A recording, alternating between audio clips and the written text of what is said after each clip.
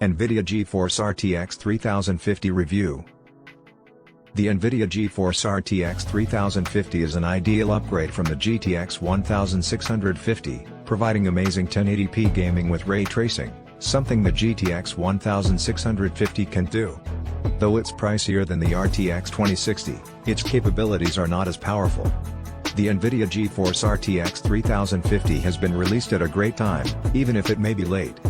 The expense of the best graphics cards keeps increasing, and even those that have decent prices are not worth their price tag, one example being the AMD Radeon RX 6500 XT. The RTX 3050 boasts impressive performance for its level and can run any 1080p game at 60 FPS. However, it may face difficulty with the most graphically demanding titles of this generation, such as Cyberpunk 2077. Despite all the advantages, it's challenging to overlook how much prices have shifted from one generation to the next. Though the price tag of $249 might appear modest in comparison with today's high-end graphics cards reaching $1,000 or more, it's still much higher than previous XX50 cards. To give an example, the GTX 1050 debuted at $139, while the GTX 1650 was released at $149.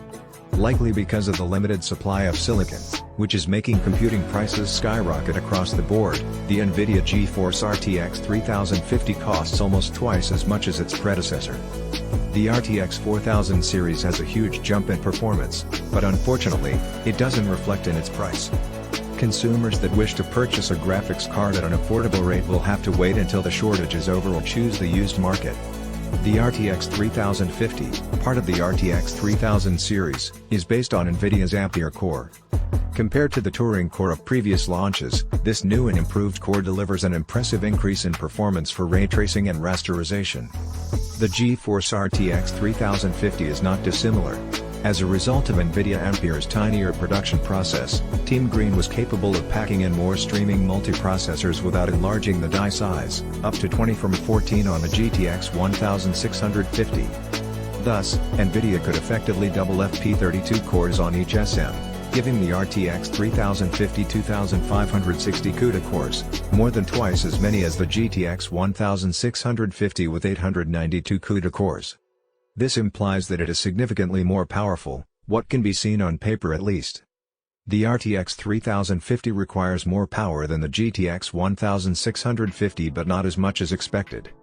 Its TGP is 130 watts, which is notably more than a 75 watts TGP of the Radeon RX 6500 XT, though its performance is significantly lower. Nvidia is touting their GeForce RTX 3050 as a more economical 1080p graphics card that's comparable in price to mid-range cards from 2018. This new card is around 70% faster than the GeForce GTX 1650, providing an impressive performance increase. Examining the Turing pile in more depth, the RTX 3050 is only 10 to 15% faster than the GTX 1660, which usually retailed for $40 cheaper. Additionally, it's about 10 to 20% slower than the RTX 2060, which was sold at approximately the same price as the RTX 3050 by Nvidia. This shows the state of the graphics card market, and it's disappointing to see the card's performance and price. It makes us long for better days. To conclude, the GeForce RTX 3050 is admirable if viewed independently. With ray tracing enabled and DLSS disabled in Metro Exodus, it offers 46 FPS.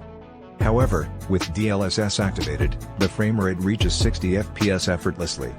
With no ray tracing, the RTX 3050 gets impressively high frame rates in our testing games when running on the highest setting. The RTX 3050 is capable of playing your entire game library with little to no visual concessions. Thanks to its integrated DLSS feature, you'll get even better performance.